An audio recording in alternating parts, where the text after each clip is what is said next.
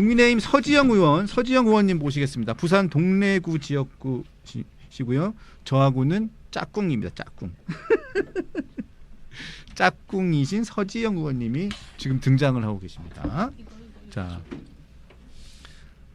빨리 앉아주세요.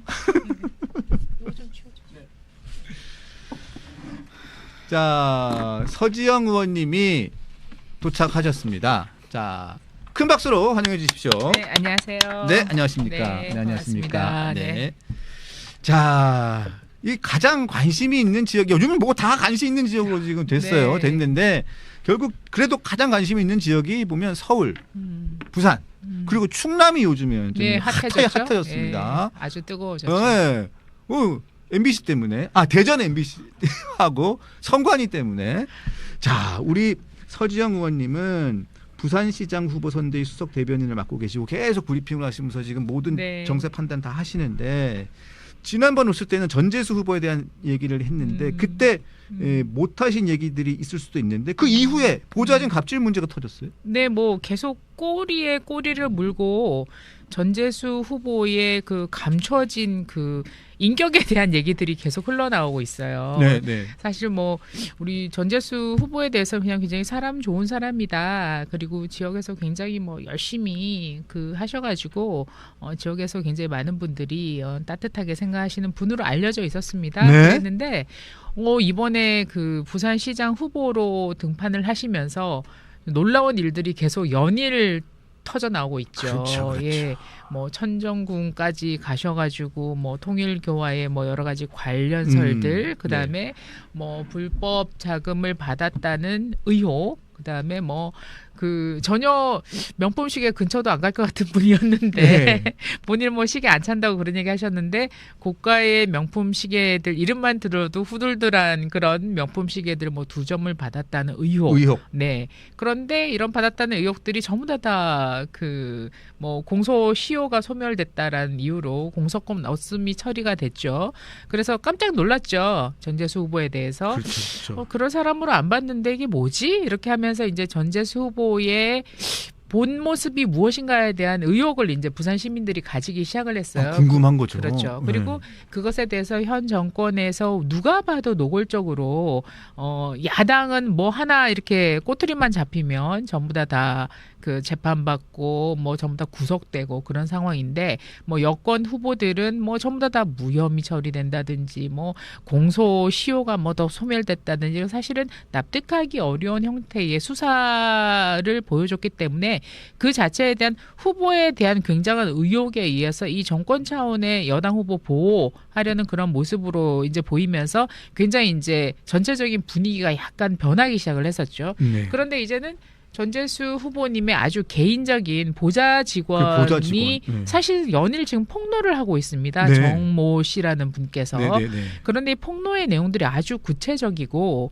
그다음에 이 겪지 않으면 할 수 없는 내용들로 구성이 돼 있어요. 근데 문제는 뭐냐면 기구하기도 하더라고요. 이분이 안타까운 게 연일 폭로를 하고 있는데 문제가 있다면 전 전재수 후보 측에서 대응을 할 거라고 생각해요. 되게 억울한 게 그 누명을 씌우면 안 되지 않습니까? 사실은. 그런데 전혀 제대로 된 대응을 하지 않고 있어요. 오히려 그 당사자는 뭐 폭언이라든지 갑질이라든지 그다음에 뭐 여론조사의 여러 가지 의혹 문제까지 여론조사 그 부분도 여론조사 있더라고요. 의혹도 지금 제기하고 있죠. 그런 부분들에 대해 그건 굉장히 중대범죄거든요. 근데 그런 부분들에 대해서 정말 이 전재수 후보 캠프에서 이게 문제가 있고 허위사실이라고 생각한다면 고소 고발을 해야 됩니다. 네, 그 부분이 사실이라면 그건 진짜 그렇죠. 범죄 그 있을 수가 없죠, 사실은. 네. 그런데 거기에 대해서 당사자가 할 테면 고소고발을 해라 나를 오히려 그 정모 씨라는 분이 나를 고소고발해라라고 하고 있는데 전혀 그렇게는 대응을 또 안 하고 있어요. 그리고 일체 대응을 하지 않고 피하려고 하고 있는 상황입니다. 그렇기 때문에 이 전재수 후보에 대해서 굉장히 지금 세간에 우리가 알던 전재수가 아니다.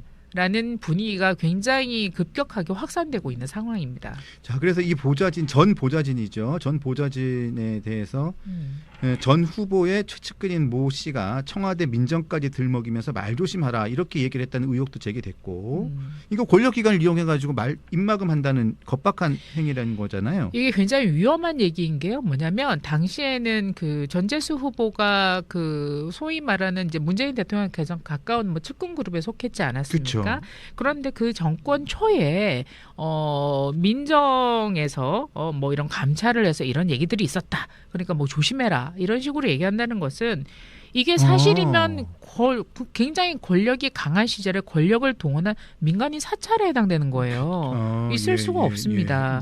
그리고 이게 사실이 아니면은 권력을 빙자해서 한 정치적인 협박이 되는 거예요. 그렇기 때문에 이거는 굉장히 중대한 문제입니다. 그래서 정말 이런 식으로 당시에 민정실에서 민간인들에 대한 사찰이 있었는지 여부도 답변을 해야 되고요. 그다음에 이것이 뭐 사실이 아니라면 그 협박을 한 개인에 대해서 권력을 빙자해 협박을 한 거기 때문에 이야말로 한 개인의 정말 삶을 무참하게 짓밟는 행동인 거죠. 거기다가 자신의 전직 보좌진이지 않았습니까? 그 보좌진을 뭐 말 조심하라는 취지로 그랬지 않겠습니까? 뭐 있을 수 굉장히 공포스러웠을 것 같아요. 그분이. 여기에 대해서도 전재수 후보 측에서는 명확한 입장을 밝히셔야 된다고 생각을 합니다. 네. 또 그 의혹이 있는 게 아까 의원님이 좀 전 말씀하셨지만 부인의 부산 20년 거주 발언 그리고 또 여론조사 개입 및 조작 의혹인데 이 부분 중에서 어떤 부분이 더 지금 이슈가 되고 있고 이게 더 도덕적으로 문제가 있다고 보시는 겁니까? 물론 뭐 여론조사 그 개입 정황이 굉장히 심각한 중대 범죄에 해당됩니다. 그것이 사실이라면 그건 이미 판례에도 나와 있는 문제고요. 일단 그보다 좀 먼저 앞서서 짚어본다면 그 이제 부인의 부산에서 20년 있었다, 부산 내려온 지 20년 됐다 이런 영상을 갑자기 돌연 삭제를 해버렸어요. 삭제를 했습니까? 네, 후보 캠프에서 삭제를 해버렸습니다. 지금 요번에 시장 나왔는데 한번 뽑아주시지 않겠습니까? 부산 살아요? 네? 부산 살죠. 원래 여기 북부에서 국회의원 3번 하고 있는 사람이에요. 네. 처음 사는 줄 알아. 아이, 애들 데리고 다 내려와서 부산에 살아요. 벌써 내려온 지가 지금 20년 다 돼요. 그러니까 이게 의혹이 더 커져버렸던 거예요. 네. 사실은 뭐 국회의원들이 뭐 부산 의원 같은 경우 저도 마찬가지고 그 부산에도 저희 거처가 있어야 되고 또 국회 근처 가까운 데도 거처가 있어야 되고 그러지 않습니까? 그렇죠. 그러다 보면 뭐 월세를 얻어 살 수도 있고 전세를 얻어 살 수도 있고 어쨌든 두 집 살림을 해야 됩니다. 그거는 이해를 할 수 있어요. 그런데 이 부인께서 이제 이분이 이제 인사청문회에 장관 후보자로 인사청문회를 받으면서 모든 개인의 신상 정보가 다 공개가 됩니다. 되죠. 네.